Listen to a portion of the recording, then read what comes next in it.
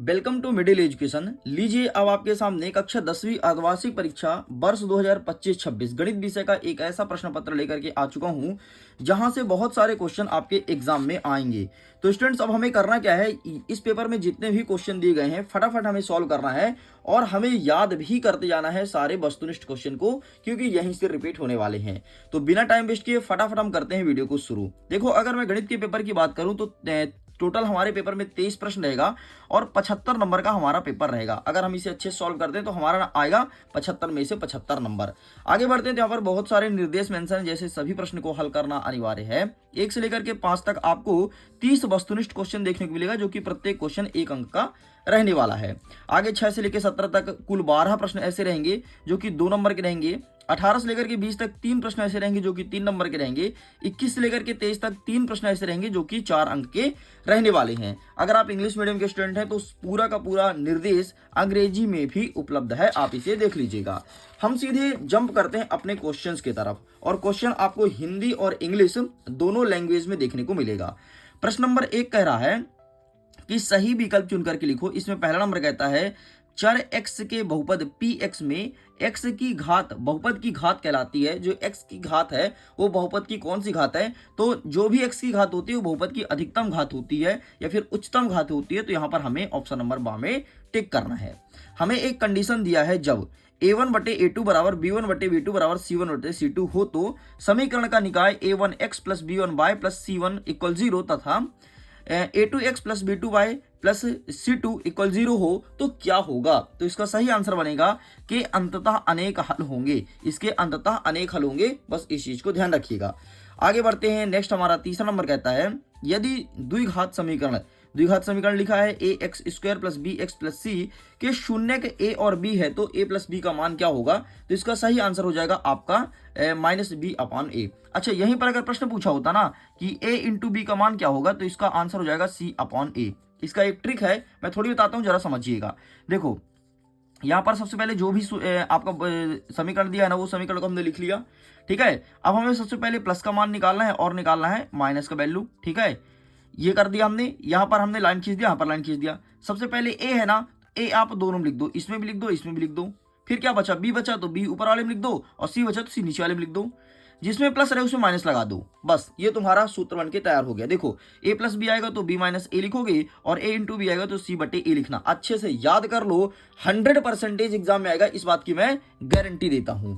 चलो आगे बढ़ते हैं। नेक्स्ट क्वेश्चन क्या कह रहा है, चौथा नंबर, कि एपी का मान दिया है 10, 7 और 4, और कहता है इसका 10वां पद क्या होगा?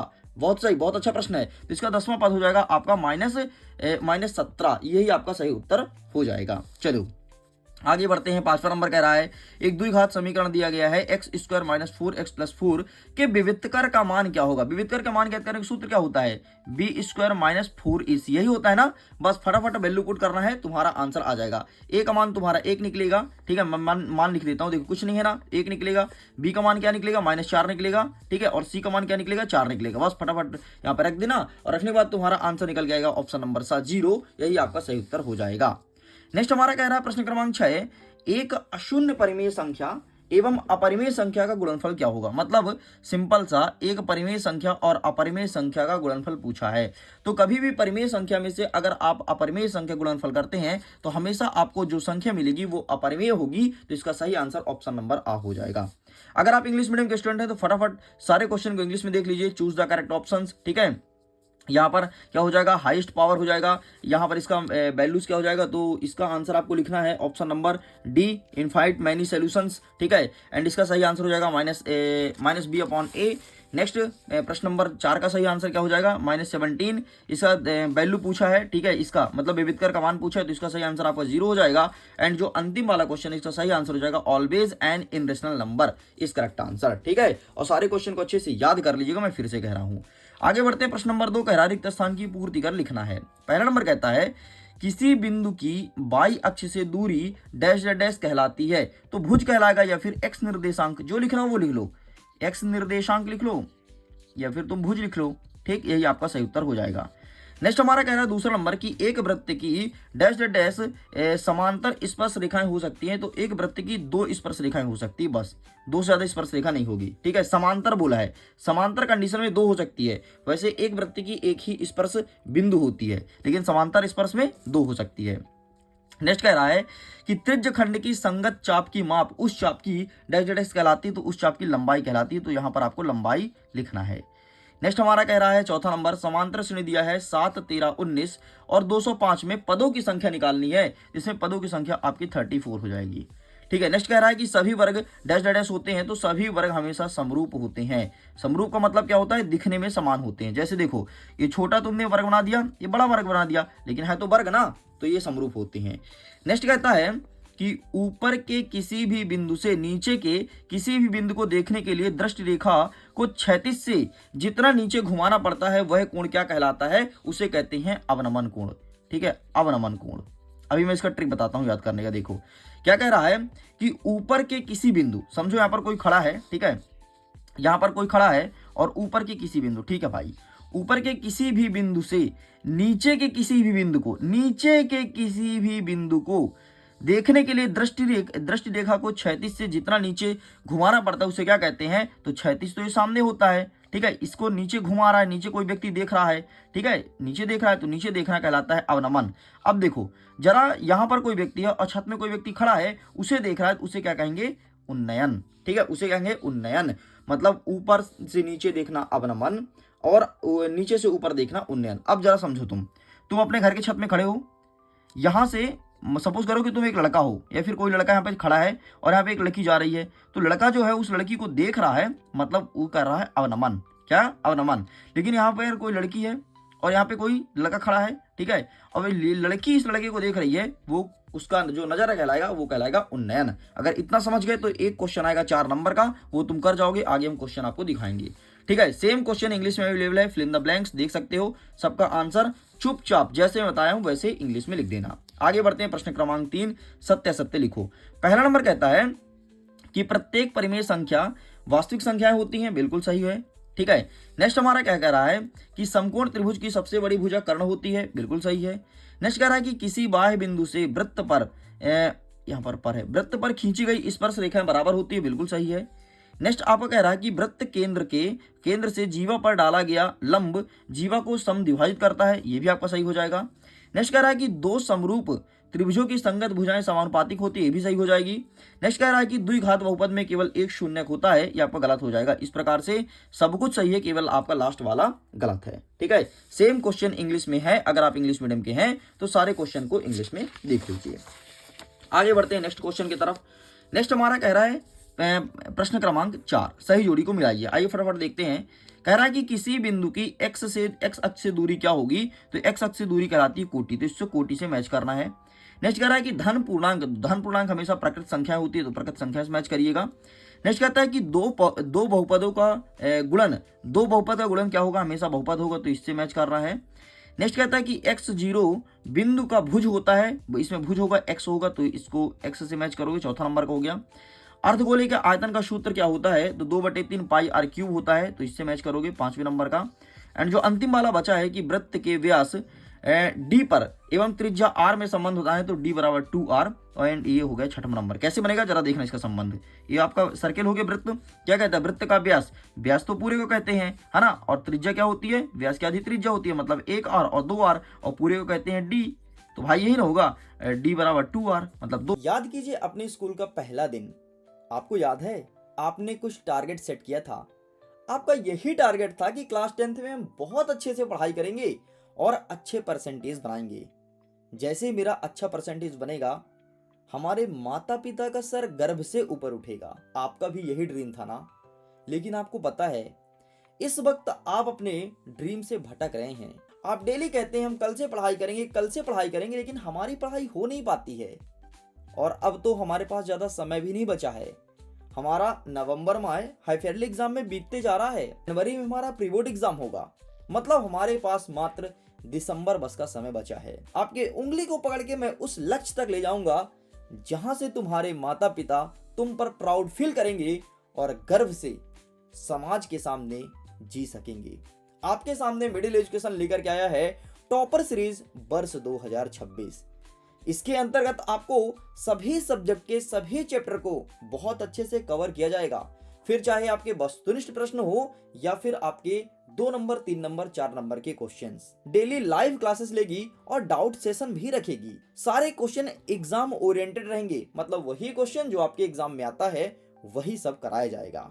आपको पता है टॉपर जब भी टॉप करता है ना तो उसकी कुछ ना कुछ स्ट्रेटजी होती है। मैं टॉपर से मिलवाऊंगा और टॉपर के ट्रिक्स को तुम्हारे सामने शेयर करूंगा। जो भी चीजें क्लासेस में बताई जाएगी ना उसका नोट्स दिया जाएगा, वो भी अल्ट्रा HD के फॉर्म में। दोनों लैंग्वेज में रहेगी, हिंदी और इंग्लिश। कुछ स्टेप को फॉलो करके हमारे साथ जुड़ सकते हैं। गूगल प्ले स्टोर से मिडिल एजुकेशन का एप्लीकेशन डाउनलोड करना है।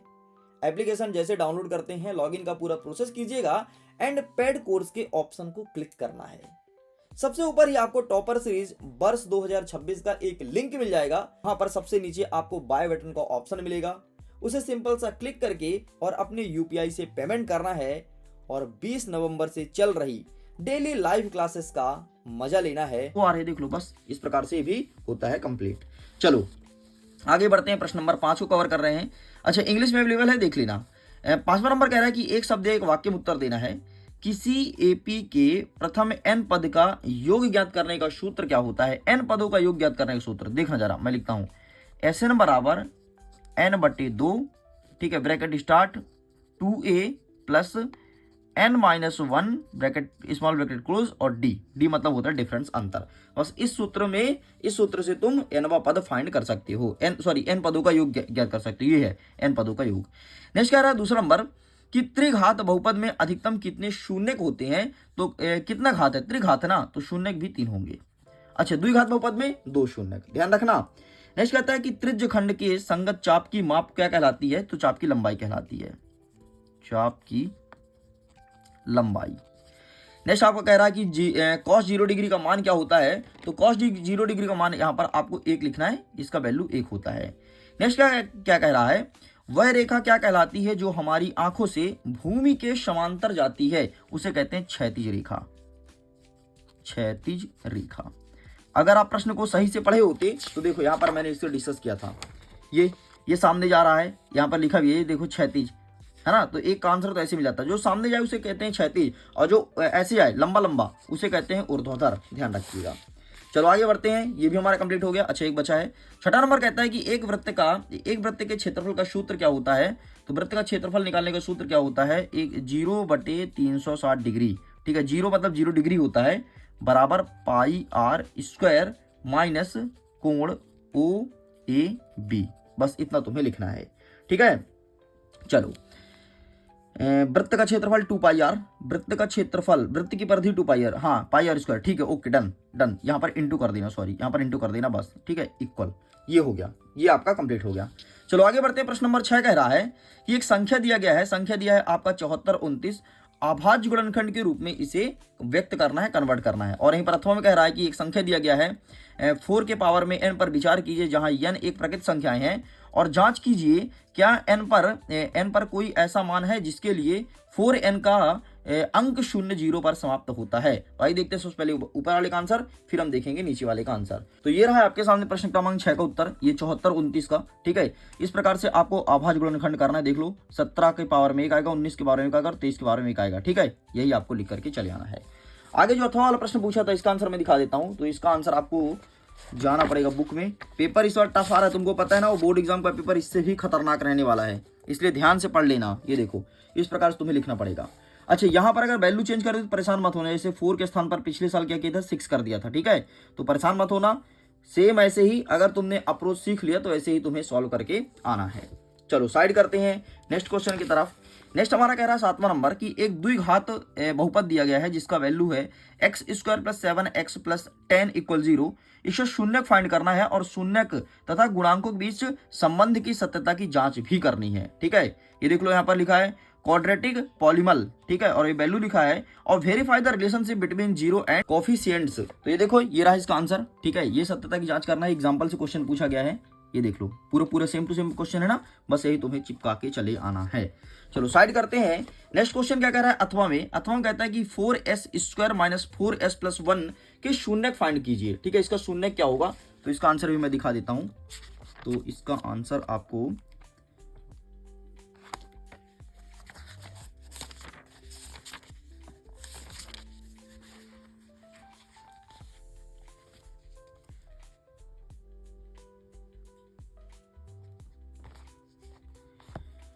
तो ये रहा है आपके सामने आंसर, ठीक है। इसका भी आप स्क्रीनशॉट ले लो, पूरा पूरा यहाँ से लेकर के यहाँ तक लिख देना है आपको। अब देखिए स्टूडेंट्स, अगर आपका ड्रीम है ना बोर्ड एग्जाम में टॉप करना, तो आपको टॉप मिडिल एजुकेशन कराया गया। अगर आपने अभी तक टॉपर सीरीज वर्ष 2026 के बैच में इनरोल नहीं हुई हो ना, लिटरली बता रहा हूं, अपनी लाइफ के साथ बहुत बड़ा खिलवाड़ कर रहे हो यार। तुम्हारा जो ड्रीम था, उस ड्रीम को पूरा करने में तुम क्यों नहीं तुले हुए हो? क्यों तुम अपने सपने को चूर चूर कर रहे हो? अगर तुम्हारे अच्छे परसेंटेज आएंगे, तुम्हारे माता पिता का सर पता है कितना ऊंचा होगा, और जो गर्व से बोलेंगे ना, मेरे बेटे का 95 परसेंटेज आया है, मेरे बेटे का 90 परसेंटेज आया है, यार अलग ही खुशी होगी। तुम खुद सोचो, अगर दो बच्चा है, दोनों बच्चे के माता पिता आपस में बात कर रहे हैं, तो एक बच्चे का 95 परसेंट आया है और एक का आया है 45 परसेंटेज। तुम खुद सोचो तुम्हारे माता पिता को कितना बुरा लगेगा यार, कि मेरे बच्चे का अच्छा परसेंटेज क्यों नहीं आ पाया, है ना। तो अगर तुम चाहते हो प्राउड फील कराना, तुम्हारा ड्रीम है कुछ जीवन में करना, एक बार जुड़ना जरूर। शुरू से पूरा कोर्स कराऊंगा और सब कुछ कंप्लीट करा दूंगा, और वो भी एग्जाम ओरिएंटेड चीज कराने वाला हूं। लिंक डिस्क्रिप्शन बॉक्स में है, चेकआउट कीजिए। चल भाई आगे देख लेते हैं। नेक्स्ट हमारा 8वां नंबर कह रहा है कि ग्राफ द्वारा ज्ञात करना है निम्न समीकरण युग्म का हल नहीं है, अद्वितीय हल है तथा अपरिमित रूप से अनेक हल है ना। इसे ग्राफ द्वारा फाइंड करना है, बस कुछ और नहीं करना है। तो भाई देख लेते हैं इसका सही आंसर क्या हो जाएगा। तो ये रहा इसका आंसर, ठीक है। ये बस चिपका के चले आना चुपचाप, देख लो एग्जाम्पल नंबर 2 यहाँ पर मेंशन है, एंड ये तुम्हें कंप्लीट करना है। हमारा अथवा वाला कह रहा है कि अनुपात दिया है A1/A2, B1/B2 और C1/C2 की तुलना कर ज्ञात करना है कि निम्न समीकरण युग्म द्वारा निरूपित रेखाएं एक बिंदु पर प्रतिच्छेद करती है, समांतर है अथवा संपाती है। 9x + 3y + 12 = 0। तो आइए देखते हैं फटाफट कि इसका सही आंसर क्या हो जाएगा। तो ये रहा है आपके सामने इसका सही आंसर। ये दूसरे नंबर का आंसर आपको यहाँ से लेकर के यहाँ तक लिखना है। ये वैल्यू यहाँ पर मिसिंग है, ये वैल्यू यहाँ पर नहीं दिया है, ठीक है, मिसिंग है, कोई दिक्कत नहीं, यही इसका सही आंसर है। तो बस यही आपको चिपका देना है। तो इस प्रकार से स्टूडेंट्स यहीं पर हम क्लास को ऑफ करते हैं। जल्द ही मिलेंगे नेक्स्ट पार्ट के वीडियो में, जिसमें आगे प्रश्न क्रमांक 9 से और आगे क्वेश्चंस को कवर करेंगे। वीडियो पसंद आया हो तो वीडियो लाइक करिएगा, अपने मित्रों तक शेयर जरूर कीजिएगा, और कमेंट करके बताइएगा कि आपके लिए ये क्लास कितना हेल्पफुल रहा, ताकि ऐसे ही क्लासेस मैं आपके सामने रखता रहूं। मैं वीडियो एंड करता हूं। Thanks for watching. अच्छा, जरूरी बात यह है, अगर आपने पीडीएफ को डाउनलोड नहीं किया तो पीडीएफ का लिंक मिलेगा वीडियो के डिस्क्रिप्शन बॉक्स में, चेकआउट कीजिए और जल्दी जाकर के मैथ्स के question paper with solution PDF को डाउनलोड कीजिए। Thank you.